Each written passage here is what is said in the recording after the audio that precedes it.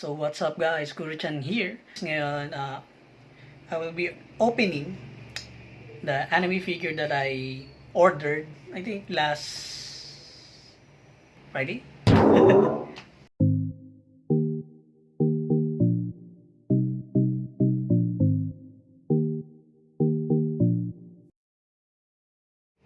So yung character na pinili ko is si Yukino or Yukinon dun sa isang sikat na anime ngayon from my teen romantic comedy. Ewan ko, basta Oregairo. So in total, nakuha ko lang siya ng 403. Free shipping voucher plus voucher from dun sa main shop. I think nakaless naman ako ng around 8 to 10 pesos. Pwede na rin. So anyway guys, excited na akong buksan yung box. So ano pa hinihintay natin?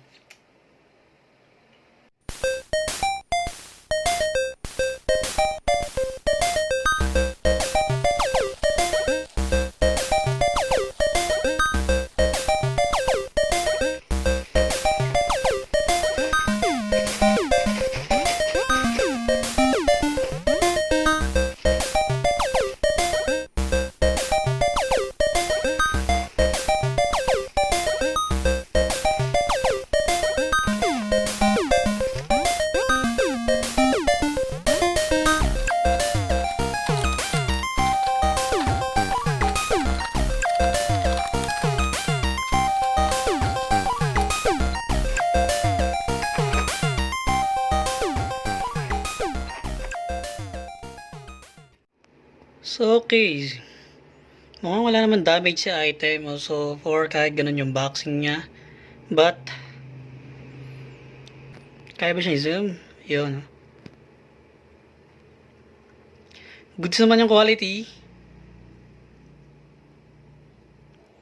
And kompleto naman siya kasi yun doon sa package niya, itong maliit na, ano ba ito na tawag dito? Ito yung upuan. So, complete naman sila. And, mas malaki siya kaysa sa ina-expect ko kasi ilalagay ko siya dito sa loob ng case ng PC ko. But, siguro pwede naman nating isukat. Ang cool. Yan, so okay. Naka-place na yung ating Yukinon. The problem is, wala pala siyang like yung upuan. Kala ko nakatusok doon dito sa floor plating. And kung may dikit sana siya dito sa upuan niya. Pero wala namang problema yun kasi pwede naman natin siyang gawa ng paraan. And the bear. I wish ako nala yung upuan, no? So, okay guys. Na-testing naman natin siya. And then, last is try natin kung mag-fit siya dun sa PC case ko. Sa original plan ko talaga yun. Nasa loob, doon siya sa loob ng PC case ko. So, try natin ayusin. Yan. So, sinigyan ko na yung ilaw sa kwarto. Masyado kong feel yata yung RGB ko, guys. So, first buksan naman natin case ko.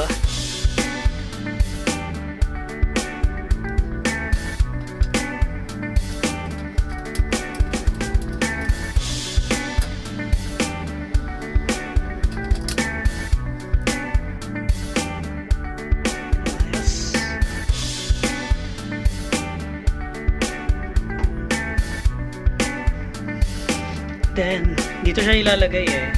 So, siguro ayusin ko muna itong cable na to at saka ko siya i-fit doon. A few moments later. Okay. Na-place na natin siya. Ang ginawa ko, inusog ko lang itong isang cable natin dito. Mas siya sa iken. Pero hindi natin siya totally matatanggal kasi ayun, nakakabit siya doon sa ating hard drive dito.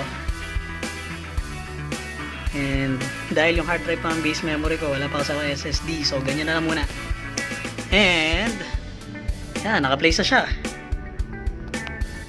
Chilling lang siya doon. Sakto, inflow na may hangin, di ba? Chareret.